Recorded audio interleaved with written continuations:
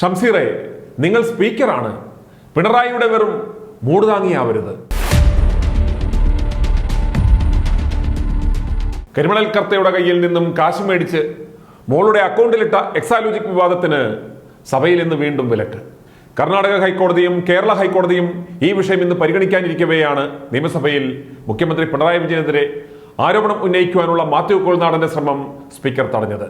ഗോവിന്ദനെ പോലെ വെറും പിണറായിയുടെ വാലാട്ടിപ്പട്ടിയായി മാറി നിയമസഭാ സ്പീക്കർ ഷംസീർ. വ്യക്തമായ രേഖകളില്ലാതെയുള്ള ആരോപണം അനുവദിക്കില്ലെന്ന് സ്പീക്കർ നിലപാട് എടുക്കുകയായിരുന്നു. ആരോപണം ഉന്നയിക്കുവാനൊരുങ്ങിയ Mathew Kuzhalnadan MLA mike speaker off ചെയ്തു. ചട്ടപ്രകാരമാണ് സഭയിൽ ഇടപെട്ടതെന്ന് മാത്യു കോൾനാടൻ വാർത്താ സമ്മേളനത്തിൽ പറഞ്ഞു. ആരോപണത്തിന് അടിസ്ഥാനമായ രേഖ വേണമെന്ന് സ്പീക്കറുടെ ഓഫീസ് ആവശ്യപ്പെട്ടിരുന്നു. അത് നൽകുകയും ചെയ്തു. എന്നിട്ടും അനുമതി നിഷേധിച്ചത് എന്തിനാണെന്ന് മനസ്സിലായില്ലെന്ന് മാത്യു കോൾനാടൻ പ്രതികരിച്ചു. MLA എന്ന നിലയിൽ വളരെ ഉത്തരവാദിത്വത്തോടെ വിഷയം അവതരിപ്പിക്കുന്ന വേദി എന്ന നിലയിലാണ് ആരോപണം ഉന്നയിക്കുവാൻ നിയമസഭ തിരഞ്ഞെടുത്തത്. നിയമസഭയിൽ ആധികാരികതയോടെ കാര്യം അവതരിപ്പിക്കുവാനാണ് ശ്രമിച്ചത്. പാർട്ടിയുടെ അനുമതിയോടെ വിഷയം ജനങ്ങൾക്ക് മുന്നിൽ അവതരിപ്പിക്കുമെന്നും മാത്യു കോൾനാടൻ കൂട്ടിച്ചേർത്തു. എന്നാൽ സ്വന്തം പാർട്ടിയിൽ നിന്ന് പോലും കോൾനാടന് വേണ്ട സപ്പോർട്ട് ഇന്ന് നിയമസഭയിൽ ഉണ്ടായില്ല എന്നതും ശ്രദ്ധേയമാണ്. പിണറായിയുടെ ചുണ്ണിക്കുട്ടൻ എങ്ങനെ മിണ്ടും? മാമൻ പേടിപ്പിച്ചാലോ? കോൾനാടന്റെ വാർത്താ സമ്മേളനത്തിലേക്ക്. ഈ കഴിഞ്ഞ ദിവസം ഞങ്ങൾ അടിയന്തര പ്രമേയത്തിന് നോട്ടീസ് നൽകിയിട്ടുണ്ടായിരുന്നു. അടിയന്തര പ്രമേയത്തില് വിഷയമായി പരാമർശിച്ചിരുന്നത് ഇപ്പോൾ നമ്മളെല്ലാവരും അല്ലെങ്കിൽ സമൂഹം മുഴുവൻ ചർച്ച ചെയ്യുന്ന, ലോകത്തുള്ള മലയാളി സമൂഹം മുഴുവൻ ചർച്ച ചെയ്യുന്ന മുഖ്യമന്ത്രിയുടെ മകളുടെ കമ്പനിയുമായി ബന്ധപ്പെട്ട വലിയ അഴിമതിയും അതുമായി ഉണ്ടായിട്ടുള്ള ഡെവലപ്മെന്റ്സിനെ കുറിച്ചും ചർച്ച നടക്കുന്ന സമയത്താണ് അടിയന്തര പ്രമേയത്തിന് നോട്ടീസ് നൽകി.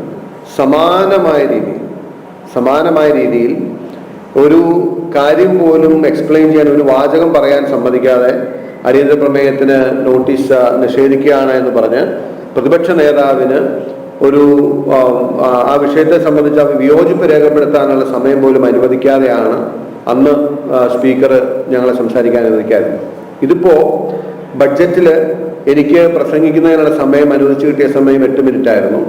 ആ 8 മിനിറ്റിൽ ഞാൻ ഇതുമായി ബന്ധപ്പെട്ട്, മാസപ്പടിയുമായി ബന്ധപ്പെട്ട അല്ലെങ്കിൽ മുഖ്യമന്ത്രിയുടെ ഇതുമായി ബന്ധപ്പെട്ട വിഷയങ്ങൾ ഉന്നയിക്കാൻ ആഗ്രഹിക്കുന്നു എന്നതുകൊണ്ട് നിയമസഭയിലെ റൂൾസ് ആൻഡ് പ്രൊസീജിയേഴ്സ് പ്രിസ്ക്രൈബ് ചെയ്യുന്നതനുസരിച്ച് 285 പ്രകാരം നോട്ടീസ് നൽകുകയുണ്ടായി. അങ്ങനെയാണ് സാധാരണ എല്ലാവരും ചെയ്യുന്നത്. ഏതെങ്കിലും മന്ത്രിക്കെതിരെയോ മുഖ്യമന്ത്രിക്കെതിരെയോ അംഗത്തിനെതിരെയോ ആരോപണം ഉന്നയിക്കുക, അല്ലെങ്കിൽ ഒരു ആരോപണം ഉന്നയിക്കുന്നു എന്നുണ്ടെങ്കിൽ, അഴിമതി ആരോപണം ഉന്നയിക്കുന്നു എന്നുണ്ടെങ്കിൽ അഡ്വാൻസ് നോട്ടീസ് നൽകണമെന്നാണ് 285 പറഞ്ഞിരിക്കുന്നത്. അത് പ്രകാരം ഞാൻ നോട്ടീസ് നൽകി. നോട്ടീസ് നൽകിയപ്പോൾ എനിക്ക് സ്പീക്കറുടെ ഓഫീസിൽ നിന്നും ഒരു കോള് വന്നു. നിങ്ങൾ ഉന്നയിക്കാൻ ഉദ്ദേശിക്കുന്ന വിഷയവുമായിട്ട് ബന്ധപ്പെട്ട രേഖകൾ, അപ്പൊ ഞാൻ കൊടുത്തിരുന്നത് അങ്ങനെ തന്നെയാണ്, ഈ അഴിമതിയുമായി ബന്ധപ്പെട്ട രേഖകൾ സഹിതം നിയമസഭയിൽ അവതരിപ്പിക്കുന്നതിനും സമർപ്പിക്കുന്നതിനുമുള്ള അനുമതി വേണമെന്നാണ് പറഞ്ഞിരുന്നത്.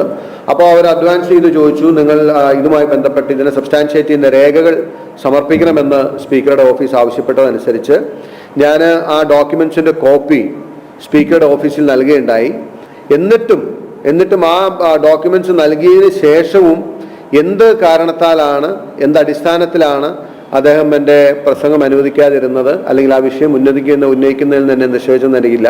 ഇവിടെ നേരത്തെ സൂചിപ്പിച്ച പോലെ കഴിഞ്ഞ ദിവസം പ്രതിപക്ഷ നേതാവിനെതിരെ 150 കോടി രൂപയുടെ ആരോപണം ഒരടിസ്ഥാനവുമില്ലാതെ, ഒരു രേഖയുമില്ലാതെ, ഒരു മാനദണ്ഡങ്ങളുമില്ലാതെ ഉന്നയിക്കുമ്പോൾ അതിന് അനുമതി നൽകുകയും അതിനു വേണ്ടിയിട്ട്, അപ്പം ഞാൻ എന്നോട് രേഖ ചോദിച്ചപ്പോൾ തന്നെ സ്പീക്കറോട് ചോദിച്ചു, PV അൻവറുടെ കയ്യിൽ നിന്നും ഏത് രേഖ വാങ്ങിയിട്ടാണ് നിങ്ങൾ അദ്ദേഹത്തെ പ്രതിപക്ഷ നേതാവിനെതിരെ അഴിമതി ആരോപണം ഉന്നയിക്കാൻ അനുവദിച്ചത് എന്ന് പറയണമെന്ന് പറഞ്ഞു.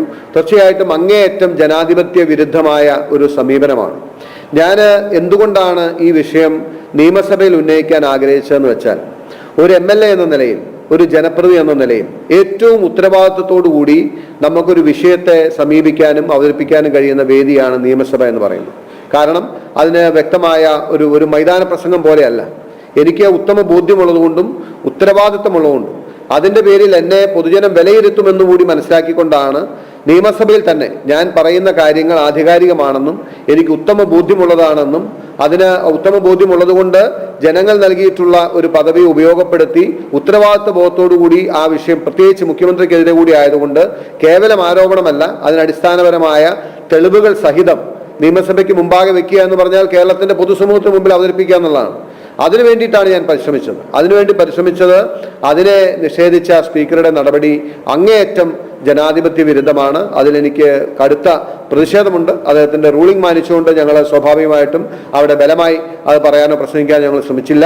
പക്ഷേ ഈ സാഹചര്യത്തിൽ ഇനി ഈ വിഷയം ഇതിന്റെ എല്ലാ ആധികാരികമായ രേഖകളോടും ഒപ്പം കേരളത്തിന്റെ പൊതുസമൂഹത്തിന് മുമ്പിൽ അവതരിപ്പിക്കുക എന്നാണ് നമ്മളെ സംബന്ധിച്ചൊരു മാർഗമുള്ളൂ. പാർട്ടിയുടെ അനുമതിയോടുകൂടി ഇനി ഇത് ജനങ്ങളിലേക്ക് ഇത് ഞങ്ങളെ വായടച്ച് കെട്ടാമെന്നോ മൂടി കെട്ടാമെന്നോ അല്ലെങ്കിൽ ഈ വിഷയത്തിൽ നിന്നും ഞങ്ങളെ മാറ്റി നിർത്താമെന്നോ സർക്കാരും മുഖ്യമന്ത്രിയും വിചാരിക്കുന്നുണ്ടെങ്കിൽ അവർക്ക് തെറ്റി. പൂർവാധികം ശക്തിയായി ഇതിന്റെ മുഴുവൻ ആധികാരിക രേഖകളോടുകൂടി പൊതുസമൂഹത്തിന് മുമ്പിൽ ഇനി ഈ വിഷയം അവതരിപ്പിക്കുന്നതായിരിക്കും. i2i News, an eye for truth.